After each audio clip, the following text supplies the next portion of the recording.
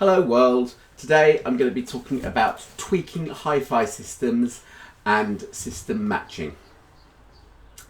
It's been a long time since I've done a HiFi video, probably because there comes a point where you think, well, hold on, what is there to say about it? And you know that surely the best thing to do is listen to your music and enjoy it, and I think that's probably very good sound advice really for anybody. But I was piqued, I had my interest piqued by a couple of videos I saw, and I'll give this chap a shout out. His name is Mukesh Ramadas Bhakta, and I'll put a link to his channel down below so that you can perhaps follow my videos and see if you agree or whether you don't. Alright, but I watched these videos and it got me to thinking, I suppose, in a serious way about the values that there are in tweaking systems and also system matching. And it also comes back to other hi-fi marketing myths and stuff like that about the fact that, you know, hi-fi enthusiasts tend to be tweakers. There tend to be products on the market for tweaking. Now, the reason that I mention this is that you don't get SME enthusiasts who tweak their turntables with all kinds of aftermarket products that, you know, in a way almost kind of quote break the original turntable that you bought. Okay, but Riga for some reason seem to be targeted with this. You don't really see it on project turntables either. You know, you don't find like aftermarket counterweights and turntable mats and sub platters and everything else that are designed for project turntables. But for some reason, people seem to like tweaking Riga turntables. Maybe that's a good thing. Maybe it's a good thing for Riga. Maybe it is a marketing thing, but they certainly don't recommend that people tweak turntables and stuff like that. Most of their design philosophy is essentially buy it, set it up in 5 minutes and stick a record on and play the darn thing. And you know, a lot of the things like the cartridge setup and stuff like that, they don't require VTA adjustments, they don't require it's particularly if you use Riga cartridges, they don't require cartridge alignment, because that will be done just by the fact that there are 3 screws there, and making sure that you use that 3rd screw, make sure that the cartridge is aligned. So you know, there are lots of things that actively discourage tweaking in Riga's turntables, but nevertheless, for some reason, and it may be a historic reason, people like tweaking Riga turntables, and I wonder how much value there is in it. Okay, so this chap Mukesh basically made a video called ISO Acoustics ISO Puck versus Riga P3 stock feet. So this chap here has quite a heavily modified Riga P3. It's not the current Planner 3, it looks like the model that preceded that, okay, because the model that the current model of the P3 that they're selling will work either as a standalone turntable, or you can upgrade it with the Neo power supply. But the previous one was either a standalone turntable and you could upgrade that with the TT-PSU power supply, and this chap has a TT-PSU power supply. Now I will say, right out of the, you know, dead honestly, let's put it like that, I will say yes, a TT-PSU or the new Neo would be a lovely upgrade for a Riga P3 or Planner 3 turntable. And the reason for that is that they are made by Riga. It is a recommended upgrade. Okay, it possibly won't upgrade it to the next level of the P6, which comes with an external power supply as standard, but it will certainly bring it up somewhere close. Okay, he's got a Riga Ania cartridge on there. That's the basic moving coil cartridge on there. And again, I'd say that was probably quite a worthwhile upgrade. So I'm going to have a few slurps of drink because it is very muggy and hot in here. Sorry about that. It's cranberry juice from Tesco. Really nice. Get it. Yeah, so what was I saying? Yeah, the Ania cartridge would be probably the highest value cartridge that I would put on a P3. It's possibly a little bit of an overkill in terms of the capabilities of the tone arm and the platter, but it will, it'll sound nice. It'll be a good upgrade. Right, now coming on to other things. Okay, he has a record clamp on his modded P3. Riga do not recommend that you use record clamps with their turntables because the motors are designed specifically to drive the weight of the platter as is. Okay, there is an argument to use a clamp, but if the argument to use a clamp is followed by a turntable manufacturer, then the motor will be designed to cope with that level of clamping because it's gonna, essentially it's gonna put more strain on the motor because it's more weight. And also the whole turntable design philosophy will be in line with using a clamp. Okay, for those of you who don't know what I mean, it's basically once you put the record on the spindle, you then get a little sort of disc that's like a clampy sort of thing which pushes the record label down. You screw it over into the spindle and it pushes the cardboard record label down and holds the record in place and keeps it a bit more still and a bit more less susceptible to external vibrations. For example, if they're coming from a speaker will vibrate and those vibrations will affect the record on the turntable, and therefore a clamp could be seen as a beneficial thing. But if the record player itself has not been designed to accept that, then there is an argument that you will invalidate your warranty and also that you won't necessarily be getting the best out of that turntable because it's been designed to work without one.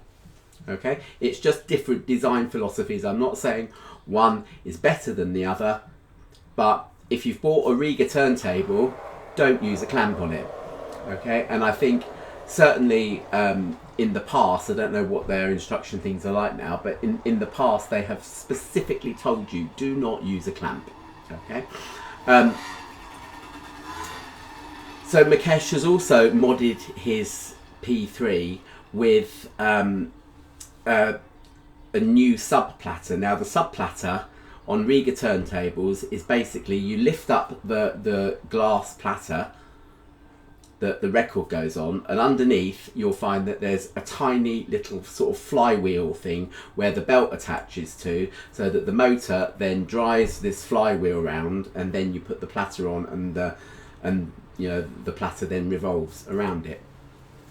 Okay, and certainly if you haven't got the power supply, the external power supply, you will need to lift up that turntable and flick the belt to 45 with literally with a finger, because there will be no button to adjust the speed on the stock P3. It's lift the turntable up, flick the belt onto another rung, as it were, and it's like sort of changing gear, and it works nicely. It takes about 30 seconds to do, if that.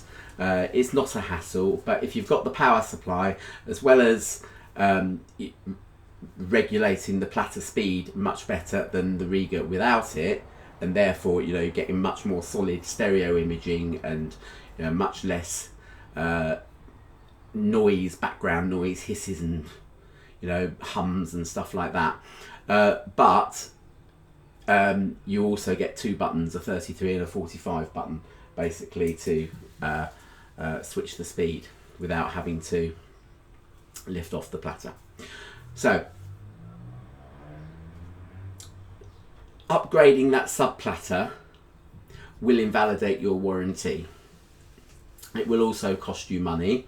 You also have to be better than me at doing modifications. You have to, that's one of those where you really actually have to enjoy the tweaking and be good at it, and it's one of those that is not necessarily for the faint-hearted.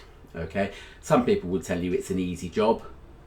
It might not be all that difficult, but it's something that I would not care to try. Okay, but the main thing that I'm saying here is that it will cost you money. Okay, this puck could be detrimental.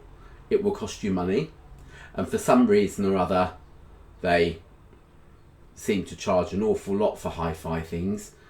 Okay, so it'll cost a £5 to make and will cost you maybe £100 to buy. You're talking that kind of level, really. I don't know how much this puck thing costs that he's got on there, but anyway, but it could be detrimental. Okay, you've got this sub platter upgrade that is really not for the faint-hearted. Okay, both of those, as I say, will cost you money. All right, now he's also put onto his tone arm, which will be an RB300 variant. I think it's now called the RB301 or 303 or something like that. But it's basically based on the old RB300, which Riga designed in 1983. But he's put a new counterweight on there, the Mitchell techno-weight counterweight. Now for me, the only reason why you would use a different counterweight on a tone arm would be a purely practical one. Now, let's go way back in time with Marky P. All right, back to around about 2004, 2005. Riga introduced two turntables, the P5, which I had, and the P7. Okay, the P5 and P7, they were very closely related, but the P7 was double the price. And one of the reasons why it was double the price was because they actually upgraded the counterweight on that tone arm. And the reason why they did it was because they thought with the P7, with the ceramic flywheel effect platter that it had, and the upgrades to the motor and everything that were different from the P5, people might want to use moving coil cartridges. And at the time, Riga didn't make moving coil cartridges, and that meant that you would have to go to other manufacturers such as Autophon, who do, for example, to get your cartridge. It might well be a different physical weight from the from a Riga cartridge. Okay, and if it's a little bit heavier, for example, the counterweight might not be able to balance it out, because when if you recall sort of setting up a tone arm and a cartridge, you slide the counterweight onto a stub at the end, and then what that does is it balances out so that the tone arm is flat, not going up, not going down. You've got a weight on the back. Okay, pretend my elbow is that weight. All right, so the stock counterweight that's on the P5 might not balance out a more exotic cartridge if it's any heavier than Riga cartridges. All right, given that Mukesh has upgraded, presumably from an Elise 2, I don't know, but presumably the record player came with an Elise 2 and he's upgraded it to a Riga Ania. They're the same weight. There's no difference at all there. You don't need to upgrade your your counterweight at all, really. And again, these things are very sensitive. This is why when you transport a record player, you must always, as well as clamping the tone arm down, you must always take the counterweight off, okay? Because they're quite sensitive, linked to lots of springs and goodness knows what other gubbins that's inside the tone arm. And so using a different counterweight might well invalidate your guarantee, and again, it costs you money. All right, so again, I wonder how worthwhile it is. Okay, now Mukesh played a Muddy Waters song with that particular setup. Okay, and then he played the same Muddy Waters song with different feet attached to the tone to the base of the turntable. What's the word I'm looking for? Not the platter, the plinth. I knew it began with a P. Yeah, so he's actually attached these feet as well to replace the stock feet. Okay, now I made quite sensitive comments about the two versions. Okay, so one with most of those mods but not the feet, and then one with all of those mods and the feet. Okay, and I felt that the first presentation without the feet, it could have been described as perhaps just a little bit kind of unruly, in only the way that a Riga P3 can be. It's not, although it's a lovely wet blanket, warm blanket of a record player to listen to, in terms of higher up in any record manufacturer's ranges. So if you were to compare it to an SME Model 10, for example, the Riga P3 is going to be slightly uncouth. You would expect it. Compared to an RP8, the Riga 3 is slightly uncouth because it's basically a third of the price of an RP8. Okay, but it sounded great, sounded brilliant, liked it, good. Vocals well projected into the room, guitars nice and twangy. There wasn't an awful lot going on in this track, but the bass seemed to be quite steady and whatever. Okay, and then we came to example 2 with the feet, and the first thing that you noticed was that there was sort of like a curtain of background noise that was accompanying all that lovely Riga goodness on the first playthrough. Okay, and the noise floor dropped immensely. With that came increased resolution of detail. I noticed, for example, a few more string bends and basically a bit of a dynamic improvement, but the whole stereo stage, particularly the center part of the stereo imaging, seemed to disappear, seemed to not completely disappear, but move further into the background. So you weren't quite as aware of the transients on guitar strings. You weren't, the vocals in particular seemed to be much further away than the Riga one. Okay, and again, it's all about your preference, and some people like doing the tweaking and some people might feel that's worthwhile and they might prefer that sound. But for me, I would much rather have a little bit of the extraneous noise, but have a further forward centre stage in order to really enjoy those vocals and enjoy those transients. I just think it's a little bit horses for courses.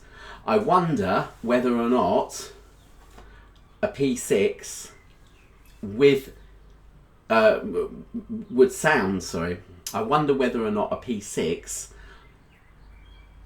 would sound better actually than all of those modifications and the feet as well, you know. And I certainly think that cost wise,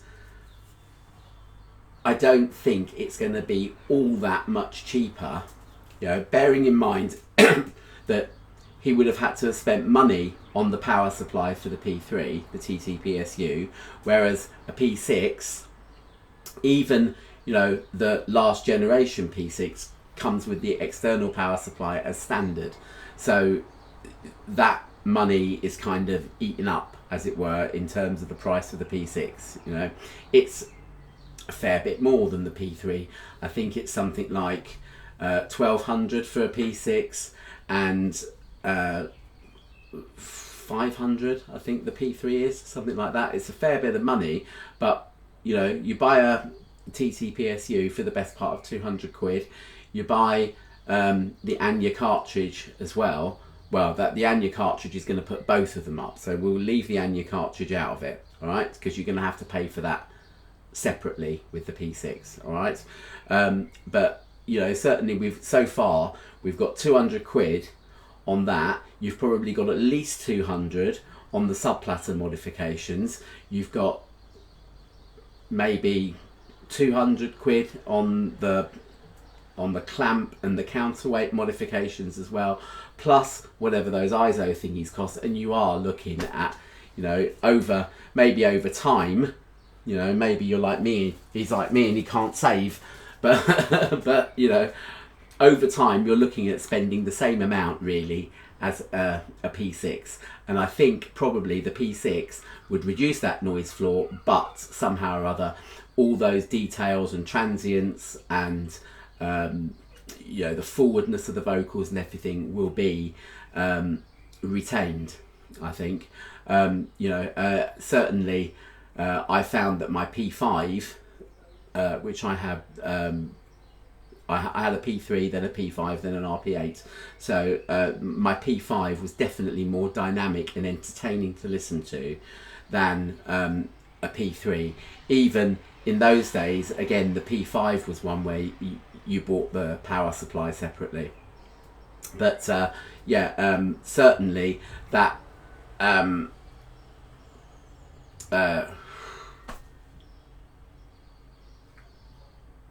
certainly without the power supply, the P5 was more entertaining than the P3, and with the power supply, it was just in a different league altogether.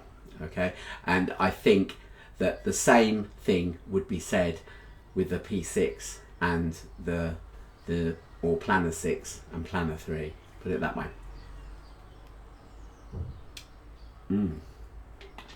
That is yummy. I watched another video, and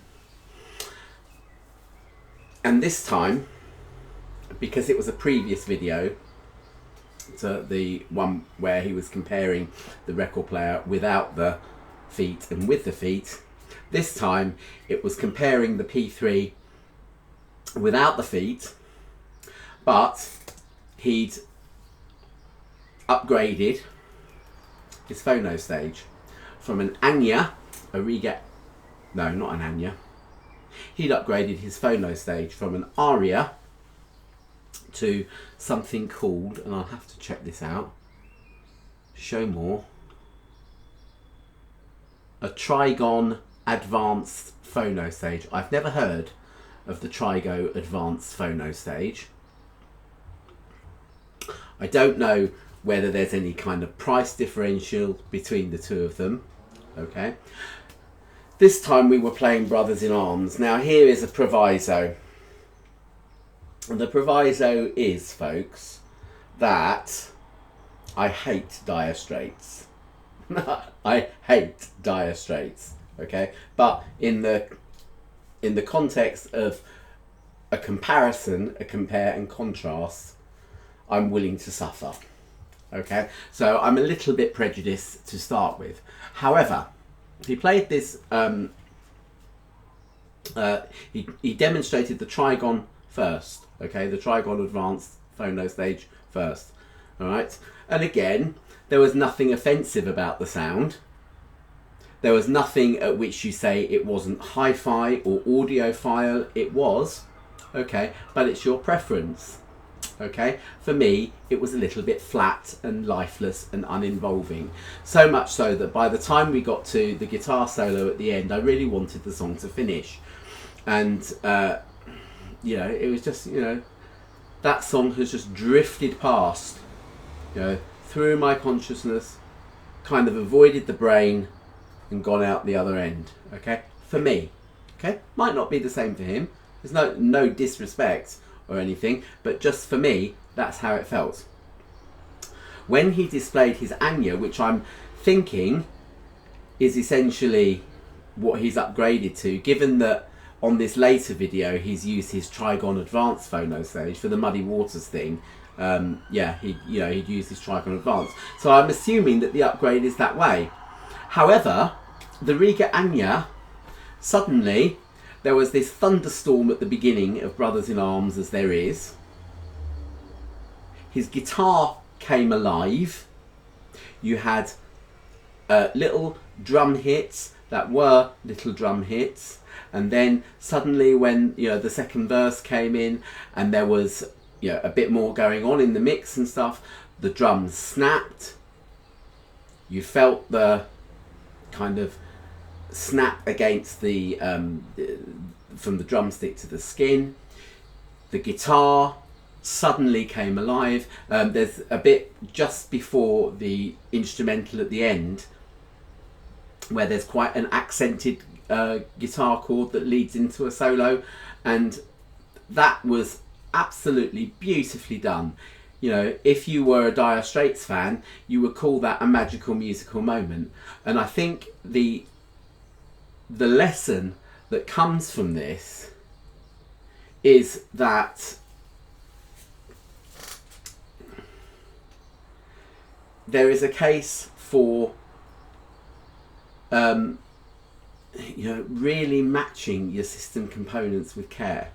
Okay, where you have a company like Riga that make hi-fi systems from start to finish, from your turntable or CD player, they'll make the amplifiers, they'll make the phono stages, they'll make the speakers, they'll make the headphone amps and the cartridges for your record player and everything. Where they make that, they do that to complement whatever the current system of or current range of components is. Okay, the RP8, for example, was designed to work with an Afita 2 cartridge. I haven't got an Afita 2 cartridge because I can't afford one, folks, but make a donation. It's still there. but yeah, it's kind of makes sense that they know what they're talking about. Now, I'm not here dissing other manufacturers, because if your preference is to buy a Project turntable, Project are part of this big consortium of distributors called Henley Designs, and it just makes sense for them all to help one another out a little bit. So, for example, if you buy a Project turntable, Autophon cartridges match brilliantly with Project turntables. Okay, it's just a common sense kind of move. Okay, Project make phono stages that will go well with their Project turntables. They will also go quite well with Roxanne turntables. Okay, and in fact, actually, if you've got a Project turntable, you'll find that a Roxanne amplifier will work well with it, because they're all part of the same consortium. Okay, you've got Roxanne, you've got Autophon, you've got Project, and there are a couple of other brands as well, which they kind of all work together, and therefore it's a pretty safe bet that you can mix and match between manufacturers, and that there'll be a certain element of the fact that these things were designed to go together. Okay, And you know, again, that makes sense from an Autophon point of view, because Autophon don't make record players, but they do make brilliant styli. Okay, but an Autophon cartridge will not go particularly well on a Riga. Okay, I know. I had one. I had one with my P5 when I first got the P5, because they didn't have any other cartridge to offer me to put on there, particularly at a price that I at the time could afford. So it was the 2M blue or the 2M red, and I went with the 2M blue. All right, but the VTA was out by about 1/10 of a millimeter, which would worry some people. Didn't particularly worry me, but also, you know, there was a certain amount of over brightness and stuff. When I changed that stylus for, or cartridge, for a Goldring cartridge, now Riga, Goldring, Creek, again, they're pretty much, okay, they're of the same ilk. All right, Goldring cartridge, Creek phono stage with Riga worked a treat, an absolute treat. Okay,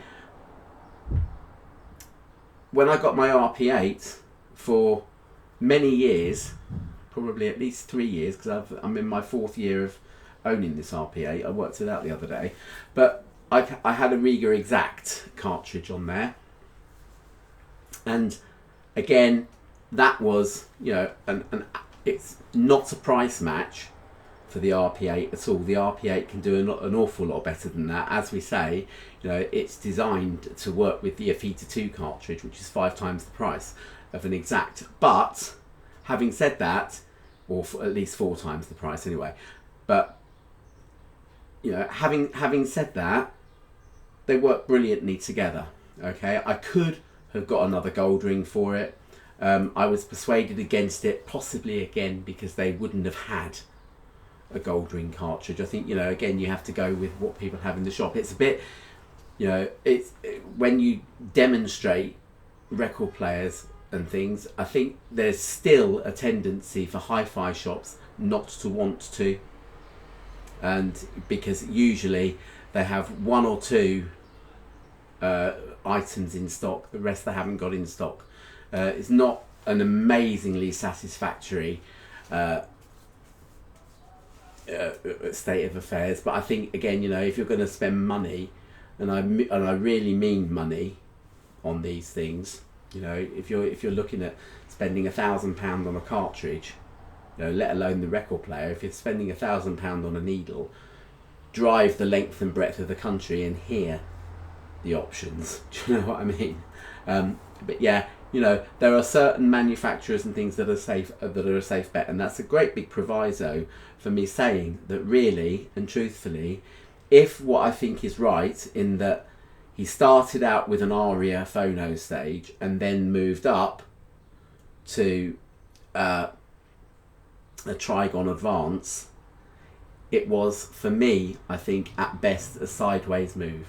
I certainly prefer the Aria phono stage, and in fact, you know, all that did to me was make me give that video a jolly good recommendation for those people that really want to hear the differences, because I haven't got my old phono stage anymore, and people have said, can you please do phono stage compare contrast? I haven't got it, but there's a phono stage compare contrast. See if you like the Trigon Advance, see if you like the Aria, see if you agree with me. Okay, and you know, finally I will end with a big proviso, which I should have started with, and I'm very sorry I didn't, and that is that if you listen on YouTube, you will never really hear the quality of any of these components at all. Okay, all I knew from listening to both those compare and contrast was that there was a difference, but my system's different from his, my room's different from his, YouTube mucks around with the videos, but what I did do,